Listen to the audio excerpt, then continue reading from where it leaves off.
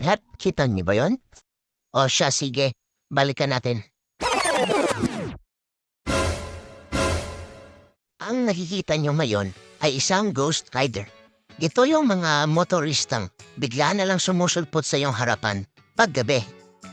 Mga parang multong lumilitaw na lang kahit saan. Kasi nga, makikita mo na lang kapag malapit na. Ghost Riders are usually single motorcycles, walang front and rear lights. Hindi naka-reflectorize, nakaitim ng damit, pula o kahit anong dark colors. Sila pa ang galit kapag nabubusinahan at mahilig pang sumingit. Ako disgrasya ang mga Ghost Riders kasi nga sa low visibility nila. Pero sila pa yung una nagagalit kapag hindi sila nakikita. Ghost Riders are usually found in the rural areas. Pero ngayon nakikita na rin natin sila sa mga syudad. Bakit nasa daan pa rin ang mga multong ito? Dahil kapag Ghost Rider ka, dapat ninja ka rin. Magaling umiwas kapag may checkpoint.